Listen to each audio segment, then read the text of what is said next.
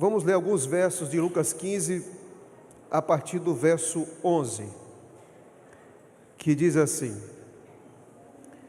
Continuou, certo homem tinha 2 filhos, o mais moço deles disse ao pai: Pai, dá-me a parte dos bens que me cabe.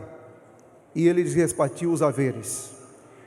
Passado não muitos dias, o filho mais moço, ajuntando tudo o que era seu, partiu para uma terra distante e lá dissipou todos os seus bens, vivendo dissolutamente. Depois de ter consumido tudo, sobreveio àquele país uma grande fome, e ele começou a passar necessidade. Então ele foi e se agregou a um dos cidadãos daquela terra, e este o mandou para os seus campos a guardar porcos. Versículo 18, ele disse: Levantar-me-ei e terei com meu pai, e direi: Pai, pequei contra o céu e diante de ti, já não sou digno de ser chamado teu filho. Trata-me como um dos seus trabalhadores. Verso 20, e levantando-se foi para o seu pai. Vinha ele ainda longe, quando o seu pai o avistou, e compadecido dele, correu, abraçou e beijou. Versículo número 22, o pai, porém, disse aos seus servos: Trazei depressa a melhor roupa, vestiu, ponde um anel nos dedos e sandálias nos pés. Trazei também e matai um novilho cevado, comamos e regozijamos, porque este meu filho estava morto e reviveu, estava perdido e foi achado. E começaram a regozijar-se. Alguns anos atrás, em entrevista à revista Veja, Nando Reis, ex-vocalista de uma banda muito conhecida no Brasil, foi perguntado sobre vários assuntos: música, literatura, mas chegou um momento de uma pergunta que chamou muito a atenção. A pergunta foi assim: Nando, você acredita em Deus? É claro que foi uma leitura, mas dá para imaginar o que ele pensou antes de responder. Ele disse assim: eu gostaria muito de acreditar em Deus, de levar a Ele as agruras da vida, os pesos, as cargas que tenho, o desafio de educar meus filhos, e até mesmo o desejo de ter esperança. E respondendo essa pergunta, ele diz: mas, infelizmente, eu não acredito em Deus. Infelizmente, eu não acredito em Deus. Em Lucas 15, geralmente a gente pensa que aqui vai falar do filho pródigo, o filho que jogou tudo fora, o filho inconsequente, o filho das más escolhas, o filho que só pensou em você, em si mesmo. Mas o texto, a história, ela não está preocupada em falar do filho. Ela está preocupada em falar do pai. Em primeiro lugar, alguns especialistas dizem que Lucas 15, o personagem central, não é o filho, é o pai. E quando a parábola se desenvolve, vai dizer quem é o pai. E ao falar do pai, Jesus está dizendo para nós como é Deus. Quer saber como é Deus? Leia Lucas 15, versículo 11 até o 32. E você vai ter uma visão mais ampla de Deus. A pergunta é: quem é Deus para você? Você chegou hoje aqui, sentou-se, fez a pesquisa, orou, cantou. Mas na sua cabeça, no seu coração, quem é Deus para você? Que espécie de sinônimo você faz quando pensa nele? Você associa ele a quem ou ao quê? Antes de continuar o sermão, permita dizer uma coisa. A maneira que você enxerga Deus vai refletir muito sobre o tipo de cristianismo que você está vivendo. A maneira que você enxerga Deus vai refletir muito o seu cristianismo. E permita agora apresentar algumas características que nós podemos extrair aqui da parábola e que fala claramente de quem é Deus. Vamos para a primeira delas. Deus, quais são as características mais destacadas aqui na parábola que eu posso encontrar Deus? Primeira delas, se você quiser pegar uma caneta e um papel para anotar, eu recomendo, porque a melhor memória é caneta e papel. Ou se você preferir, marque no texto aí da sua Bíblia, tá bom? Primeira característica, quem é Deus? É um Deus que escuta. Olha o que diz o versículo 12. O mais moço deles disse ao pai: Pai, dá-me a parte dos bens que me cabe, e repartiu os haveres. Olha o que diz o verso 21. O filho disse: Pai, pequei contra o céu e diante de ti. Olha o que diz o versículo número 29. Mas ele respondeu ao seu pai: há tantos anos que te sirvo, sem jamais transgredir uma ordem tua. Nunca me deste um cabrito, sequer para alegrar-me com os meus amigos. Aqui os filhos estão falando.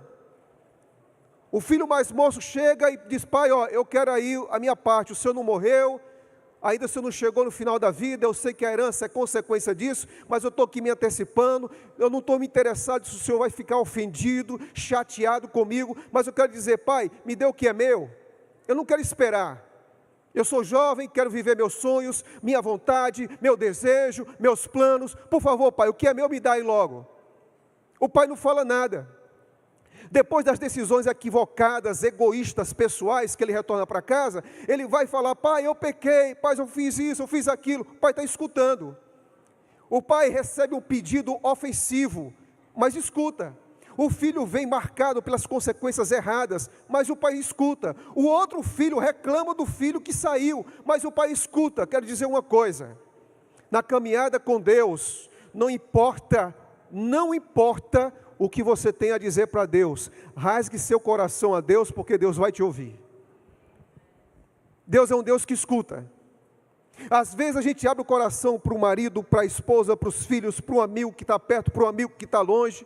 A gente fala com os colegas de trabalho, com amigos de faculdade ou de escola.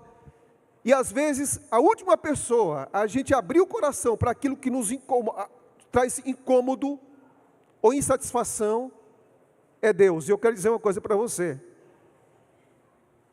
não importa o que você pense. Mas eu estou passando tanta coisa aqui ruim na minha cabeça que eu não tenho nem coragem de falar com Deus. Ele sabe, mas Ele quer que você fale.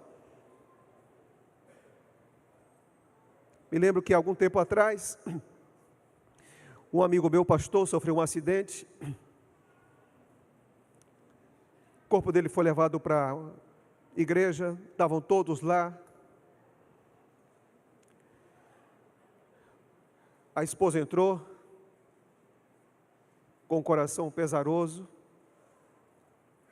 e ela disse: eu quero agora ficar só eu e Deus, aqui dentro.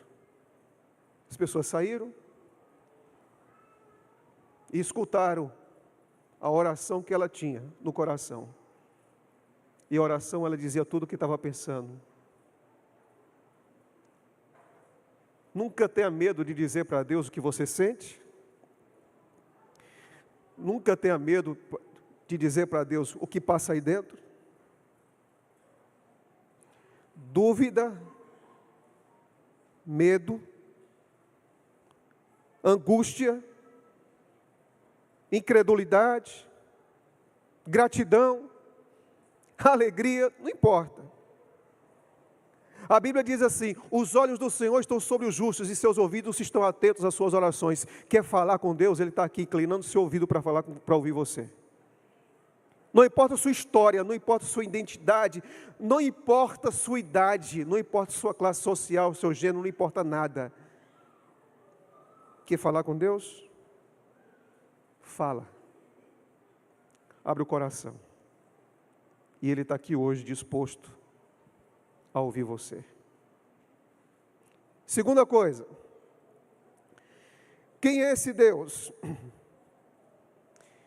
Esse Deus é um Deus cheio de compaixão. Mas cheio de compaixão. Deus, Ele nos ama, sabe, com um amor tão grande que a gente não tem ideia. Aí quando a gente fala de amor, aí alguém diz assim, não, olha, Deus é amor, mas não se esqueça que é justiça, como se justiça tivesse algo independente de Deus. Deus é justiça, Deus é ordem, Deus tem leis, tudo está certo. Mas Ele faz questão de dizer que Ele próprio é o quê? É o quê, igreja? Amor. Que não é ser conivente, tolerante o tempo todo, mas dizer o seguinte, não importa o que está acontecendo com você, das suas escolhas equivocadas, mas com amor eterno te amei. Sabe o que é amor eterno? É amor que não tem fim.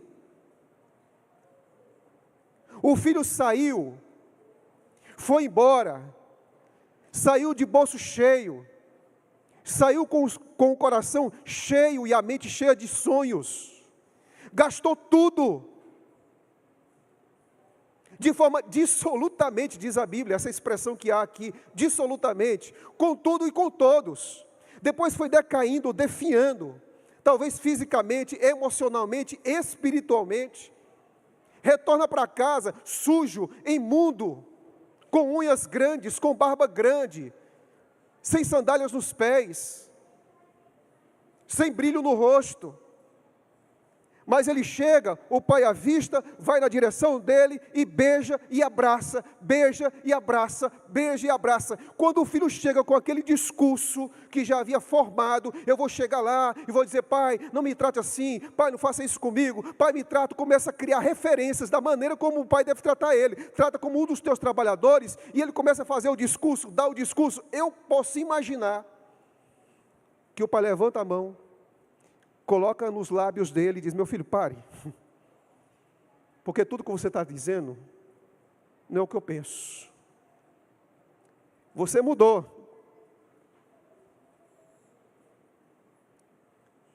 Suas escolhas macularam muito sua vida. Você fez coisas que eu não queria que você fizesse, mas respeitei. Mas eu quero dizer que em todo o tempo, eu sempre fui o mesmo, apesar de você ter mudado. Deus é um Deus cheio, mas cheio de compaixão. E aqui vem uma coisa, falo para você que é pai. Eu não sei quanto tempo você está aqui nessa igreja, mas talvez alguns de vocês criaram alguns filhos que cresceram aqui nessa igreja, na escola sabatina, né? Depois foi para a sala de jovens e tal, cresceu um pouco mais, você está procurando ele aqui na igreja, ele não está mais aqui dentro. Ele saiu. E parece que tudo aquilo que você colocou foi em vão. Talvez seu filho esteja fazendo coisas hoje que você jamais imaginou, jamais passou pelo seu coração. Não estava no plano. Aquele menino que foi apresentado aqui na frente, não estava no plano, no seu plano, que ele vivesse como ele está vivendo hoje. Aquele rapaz ou aquela moça que foi batizada aqui, você jamais tinha passado pelo seu coração que ele estivesse vivendo o que está vivendo hoje. Mas eu quero dizer uma coisa para vocês. Filho é filho. Não importa os caminhos que escolham, a gente tem que amá-lo até o fim. Filho não deixou de ser filho pelas escolhas erradas que fez. Talvez você tenha dito, olha, é direita, é por aqui. Ele está indo pelo caminho oposto, mas nunca deixa de ser filho. Eu estava no escritório um dia, entrou um casal, e quando esse casal entrou, chorando, mas chorava, eu pedi para sentar lá no sofá, os dois choravam e não paravam de chorar. Eu perguntei, o que está acontecendo? Ah, pastor Lucas, Aquele menino que a gente criou em casa, que foi apresentado na igreja, lição de escola sabatina, culto em casa. A gente fazia culto em casa quando a minha esposa estava grávida, colocando a mão na barriga, orando por aquele menino. Tomou uma decisão essa semana que nos chocou. A gente já desconfiava. E eu perguntei, o que aconteceu? Pastor, ele saiu de casa para viver com outro homem. Isso nos machuca muito. Isso dói, pastor. O que você faria se o senhor estivesse no meu lugar? Eu diria, eu faria só duas coisas. Amava e orava. Iria amar,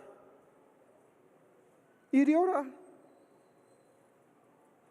Isso não quer dizer que eu concorde com isso, que eu aceite isso. Quer dizer que eu não posso fazer mais nada. Se ele não me escuta, se ele não me ouve, o que eu vou fazer? Eu vou amar e vou orar. Venha cá, vamos sentar aqui agora, vamos nos ajoelhar aqui nessa sala. Sentamos lá, nos ajoelhamos. E era choro, choro, choro, choro. Saíram antes de fechar a porta, quais são as duas palavras? Orar e o quê? E amar, orar e amar. Um ano depois, eu estava no Campori de Jovens, andando, aí veio no meio da multidão, vinha um casal, correndo na minha direção. Correndo, vinha na minha direção. E andando rápido, quando eu olhei, lembrei que eram os dois. E quando eu olhei para os dois, eu vi que eles estavam sorrindo. Eu imaginei, aí vem notícia boa. Aí vem notícia boa. E os dois vieram, me deram um abraço e agarraram o meu pescoço e disseram assim, pastor, ele acabou de voltar, inclusive ele está aqui agora com a gente. Filho pode tomar decisões que podem machucar você. Que pode fazer com que você venha a essa igreja sangrando.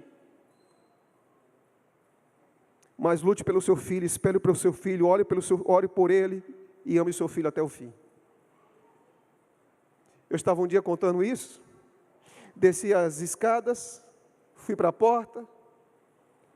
Quando eu estava lá cumprimentando, uma mãe disse assim, pastor, essa mesma luta, essa mesma história que o senhor contou, acontece na minha família agora. E eu disse para ela, então continue fazendo o que aquele outro casal fez. Filho nunca deixa de ser filho. E ele disse para mim, pastor, ele voltou para mim, ele voltou para a mãe, ele voltou para a igreja. E ele voltou para Cristo. Quem é Deus? É alguém que ouve. É um pai que escuta. Quem é Deus? É o pai cheio, transbordante de compaixão. E nada, as suas convicções e suas crenças têm lugar. Mas nada pode inundar mais seu coração do que a plena certeza de ser amado por Deus. Nada. Nada alimenta mais sua vida cristã do que a certeza que Deus te ama. Nada. Por mais repetitivo, por mais recorrente, por mais que em algum momento nosso tenha virado chavão, a convicção de que Deus nos ama é a base dessa vida cristã, da nossa esperança e da nossa caminhada até o céu. Deus nos ama. Terceiro lugar, quem é esse Deus? Sabe quem é esse Deus? É o Deus que sempre tem para nós, sabe o quê? O melhor. Leia comigo, verso 22. O pai, porém, disse aos seus servos, trazei depressa, o que vem antes da palavra roupa? Trazei depressa o quê? O quê? A melhor roupa. Vestiu, ponde-lhe um anel no dedo e sandália nos pés. Sabe o que o pai disse agora para os servos? Abre esse guarda-roupa aí. Quando ele saiu daqui, ele levou muita coisa, mas as roupas ainda estão lá, limpas, conservadas e cheirosas. Vê lá qual é a melhor roupa a melhor roupa. Se não tiver, consegue ganhar a melhor roupa, porque meu filho, ele está de volta. E se ele está de volta, eu tenho para ele o melhor. Melhor roupa, melhor sapato, melhor anel, é para o meu filho. Quando Deus pensa em você, quando as coisas não estão como você gostaria que estivessem, quando o casamento não estiver tão bom como você acharia que deveria estar, ou não tem um emprego que gostaria, ou não tem um sonho que você gostaria de realizar, quero dizer o seguinte: aprenda a esperar no Senhor, porque Deus nunca decepciona aqueles que nele esperam, e Deus sempre tem o melhor para aqueles que aguardam nele, sempre, sempre. Eu gostaria de tanto ter isso, possuir aquilo, alcançar aquilo outro. Tenha calma. Deus não, com todo respeito com quem tem loja de R$ 1,99, Deus não tem loja de R$ 1,99, só tem coisa boa para você.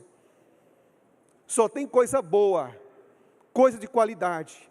Por falar em coisa de qualidade, olha o que aconteceu. Um dia eu saí do IAN, da FADBA, aí fui fazer uma semana de oração em Muritiba. Aí eu fui comprar um relógio, aí cheguei para o rapazinho lá que estava vendendo na rua, um camelô, né, e disse: e aí, esse relógio é bom? Ele disse: rapaz, aqui é de primeira. Que é de primeira. Aí eu fiz a pergunta-chave: tem nota fiscal? Ele disse: tem não, mas é bom. Está na garantia. Aí eu perguntei para ele: qual é a garantia que você me dá? Ele disse: a garantia é a minha palavra. Está certo. Aí comprei o reloginho animado, fui lá para Muritiba, me colocaram no quarto que não tinha nem janela. Aí eu fechei a porta, dormi e tal, só que eu acordei, eu não sabia que horas eram. Aí eu fui pegar o relógio. Aí o relógio tinha aquela luzinha, né, especial. Você já teve esse relógio? Que bênção, né? Aí eu peguei aquele relógio ali, apertei, ele fez tanta força que a bateria acabou da primeira. Da primeira. Aí fui, eu disse, fiquei indignado e tal, pelo menos deu para saber a hora, né? Acordei, tomei café, aí passei por Cachoeira, mas eu procurei aquele rapaz, viu? Ele não estava mais lá. Em nenhum ponto da grande cidade de Cachoeira ele sumiu. Deus não trabalha assim. Deus, quando pensa em você, Ele só tem o melhor. Mas o melhor, que vai duas coisas: o melhor que Deus tem para você, vai ser sempre dentro do plano dEle, e o melhor que Ele tem para você, vai agradar também o seu coração. Espere. Sempre o melhor. E você sabe o que o pai disse? Hoje vai ter festa, vai ter banquete, venham agora todos e se regozijem. Deus é o Deus que escuta, Deus é um Deus de compaixão, Deus é o Deus que tem o melhor, e Deus, eu vou dizer algo que talvez não seja comum você ouvir isso, porque a gente vem para a igreja, não, você que está estressado, você que está ansioso, você que precisa de paz e tal, parece assim, como é Deus? Parece que Deus sempre tem alguma coisa para dar, porque você está precisando muito e tal. Aí Deus chora, Deus sofre com esse mundo de dor e de angústia, mas a pergunta é, como é Deus? Sabe como é Deus? Apesar de tudo, Deus é um Deus feliz. Você sabia disso? Você já parou para pensar nisso? Deus está dizendo, ó, vamos nos regozijar agora, é hora de banquete, chamem trabalhadores, chame quem estiver longe, chame quem estiver perto, chame o cozinheiro, chame o porteiro, chame quem está lavrando a terra, quem está pescando, chame todos, e venham se regozijar com quem? Comigo. Deus é um Deus que chora pela condição do homem, mas também Deus é o Deus que se alegra pela condição que o homem encontra nele. Você veio para essa igreja, amigos? Amigo, você veio para essa igreja encontrar um Deus que é feliz, viu? Um Deus que tem sorriso no rosto. Um Deus alegre. Não é um Deus sisudo, como disse Samir Rodô, batizado no limão. Não, é um Deus feliz. Aqui, quando a gente vem adorar, alegrei-me quando me disseram o quê? Quando Jesus Cristo nasce, os anjos estão o quê? Como os anjos estão? Alegres. Aqui na parábola, a mulher encontra a moeda, ela tem o quê? Alegria. A ovelha é encontrada, o que o pastor tem? Alegria. O filho volta, o que o homem tem? Alegria. Deus é um Deus feliz, apesar de tudo.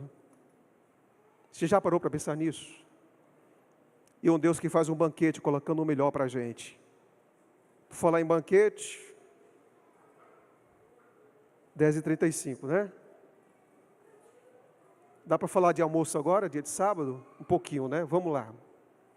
Estava em casa, chamei um amigo meu para comer, gosto de comida vegetariana. Aí a esposa fez aquela comida gostosa, vegetariana. Aí eu sou um defensor, comecei a falar de fibra, de soja, de chia, de linhaça, não sei o que, e tal. Eu comecei a falar. Aí eu tenho duas meninas, uma de 14 e outra de 10 anos. A de 14 é uma bênção, né? Quase o tamanho da mãe. A pequena também é uma bênção, viu? Mas a idade biológica da de 10 anos, ela vai para cima de 30 anos. Aliás, cronológica, né? Cronológica. Aí a gente estava lá, eu comecei a falar, o meu amigo estava lá, o pastor e a sua esposa, eu comecei a defender de um lado, defender do outro, a importância da reforma de saúde e tal. Aí eu olhei para a melhor, segurando o garfo, passeando pela borda do prato. A outra maior comendo, a mãe comendo, todo mundo comendo. E aí você sabe, pai, que tem pergunta que você não deve fazer na frente dos outros, para menino. E eu fiz. E eu perguntei, filha, estou vendo que você não colocou nada aí no prato. Você não está gostando, não? Ela disse, não. Estou gostando, não. Só que você, pai, não pode insistir com outra pergunta. Então pare por aí. Principalmente se você tem visita em casa. Aí então eu olhei para ela e disse assim, rapaz, será que eu faço essa pergunta? Eu fiquei ainda questionando, porque pai conhece filho, né? Eu disse, eu vou fazer. Filha, e você queria comer o quê? Se prepara aí agora, viu? Pernambuco, Nordeste, interior. Ela disse, posso falar, pai? Eu disse, claro, filha. Aí ela diz assim, pai, segurou aqui o garfo e a faca, pai, eu quero bode. Eu quero bode, pai. O pai defendendo vegetariano. Quando vai para o interior do sertão lá, a avó faz o que ela quer. E ela disse, então, se o senhor perguntou, você não sabe onde eu queria estar naquele momento, menos ali naquela mesa. Mas eu quero dizer o seguinte, aqui o pai disse, olha, pegue aí o bezerro cevado, porque hoje é festa, e essa festa vai ser com toda a família, com todos os convidados, com todos os empregados, porque o meu filho está de volta à nossa casa. Pode vir, venham, banquete está na mesa. Deus é um Deus que escuta, um Deus de compaixão, um Deus que tem o melhor, um Deus que se regozija, e um Deus que diz assim para a gente, se alegre com a minha alegria.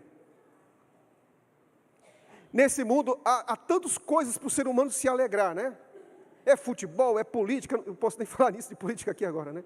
É tanta coisa para se alegrar, mas Deus está dizendo, sabe o quê? Se alegre comigo, se regozije comigo, com aquilo que me dá alegria, seja feliz. Eu quero concluir esse sermão dizendo que todo dia que você se levanta, Deus tem um banquete para você. Creia nisso. Todo dia que você se levanta, irmãos, olha, por mais difícil que seja a vida, sabe? Por mais que tenha perda, tenha dor, a esperança que temos é maior do que tudo que nós passamos nessa terra. São duas coisas, são dois pontos, sabe? Aquilo que Cristo fez na cruz e aquilo que Cristo fará quando voltar é maior do que a dor que você passa. Quando levantar, se farta do banquete de graça, de bondade, de alegria, de providência, de promessa e acima de tudo da presença que Ele quer ter do seu lado hoje. Para de ficar preocupado com ontem que não vai mudar nada, para de ficar preso com amanhã que não vai mudar nada, viva hoje, viva em paz. Você sabe o que é que eu estou pensando muito ultimamente? Filipenses 4,7 diz assim, porque Deus, Ele conservará cada um de nós em uma paz que excede todo o entendimento. O que é isso? É paz sem explicação. E Filipenses 4,19 diz o seguinte: que Deus suprirá em vós cada uma de vossas necessidades em Cristo Jesus, o nosso Senhor. Aprenda a esperar nele, aprenda a confiar nele. Não há maior satisfação na vida do que pisar esse chão e ter consciência e convicção de que você é um filho de Deus, cheio de graça, de bondade, de ternura, de amor. Que negócio é esse? Não é uma provação atrás do outro, é uma angústia atrás do outro, é um estresse atrás do outro. Parece que não tem paz, não tem alegria. Parece que vai falar, só fala o que é ruim, só fala o que é pedante, só fala o que é angustiante. Como se Deus só tivesse uma vida assim. A vida em Cristo, ela não isenta provações, mas por uma paz que excede o entendimento, faz a gente superar as provações. Sabe por quê? Porque dia a dia, Ele dá um banquete para você. E você não pode levantar-se e passar de longe.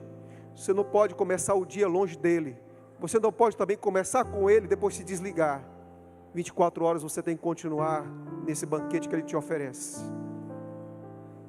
Quero concluir dizendo, eu estava em Belo Horizonte com o pastor Luiz Gonçalves e o Raimundo Gonçalves. Passamos o dia inteiro. Aí saímos, jantamos e fomos para o hotel. Quando eu estava chegando no hotel, o Raimundo disse assim: Lucas, vamos ali tomar um sorvete, porque tem um lugar, um sorvete caseiro, bem natural e tal. Queria que você provasse. Eu disse, vamos lá. Aí fui. Ele disse, por favor, vá na frente. Fui na frente, fiz e saí. Quando saí, encontrei um rapaz que deu um toque assim no meu ombro e disse assim: você pode me ajudar? Perguntou para mim. Eu disse, o que eu posso fazer por você? Ele disse, eu quero comer. E sabe o que eu ofereci para ele? Sorvete. Aí ele disse, não, o senhor não entendeu não, eu estou com muita fome. Aí eu disse, mas eu não tenho dinheiro. Aí ele disse, o senhor tem cartão? Eu disse, tenho. Aí fomos. Entrei na fila, estava de terno e gravata, o dia todo cheio. Aí quando eu entrei, ele ficou lá fora. E eu fiz assim para ele, né? E ele disse, não. Aí eu perguntei, por quê? Aí ele fez assim. Aí eu saí da fila e disse, por que você não entrou na fila? E ele falou, porque eu não sou digno de estar aí. E eu disse para ele, você é digno de estar aqui. Fica aqui, que se você não me acompanhar, não vai ter lanche não. Entra aí. Aí ele entrou. A partir do momento que ele entrou naquela fila, eu comecei a pensar em mim, sabe? E na minha relação com Deus. Eu comecei a me colocar no lugar dele. E comecei a ver que muitas vezes nossa história é parecida com aquele rapaz, morador de rua. Chegamos então nessa lanchonete. Aí a moça perguntou, o pão é de 15 ou de 30? Ele olhou para mim, em cada olho 15. Eu disse, pode colocar 30. Depois, ela preparou o sanduíche, ele perguntou, pode ser mais um? Eu disse, pode ser mais um. Aí depois tinha os adicionais que a gente paga, né? Ele perguntou, posso colocar os adicionais? Pode. Eu não estava mais pensando em mim, eu não estava preocupado com quanto iria pagar. Eu estava começando a ver, sabe, que é mais ou menos assim.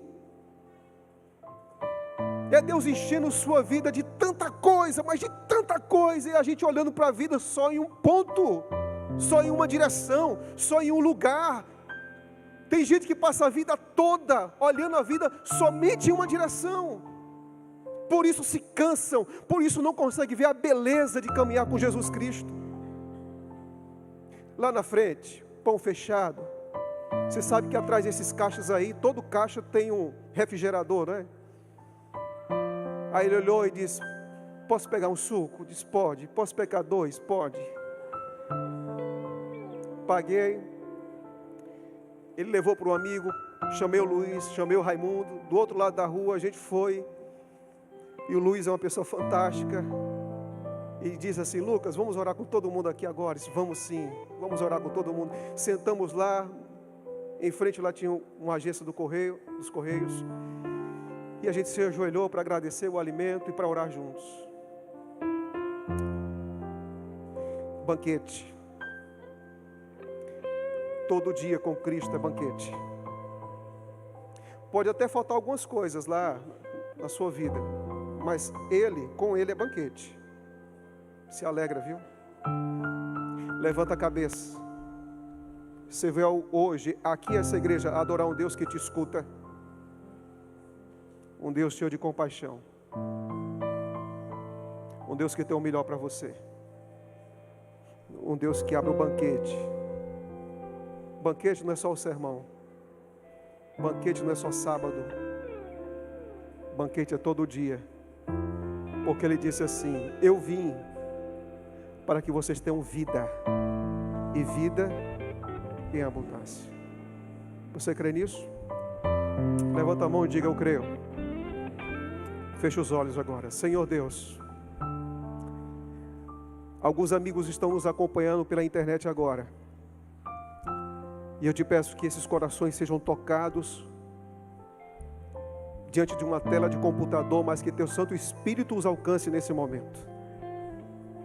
Há pessoas que chegaram aqui hoje com suas dúvidas, com suas lutas, com seus sonhos, com suas frustrações,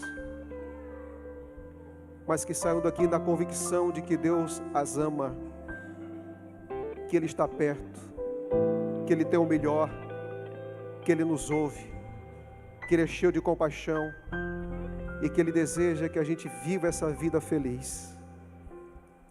Nos dê a Tua paz, Senhor, e uma visão cada vez mais ampla daquilo que o Senhor fez, daquilo que o Senhor faz e daquilo que o Senhor fará em nossa vida.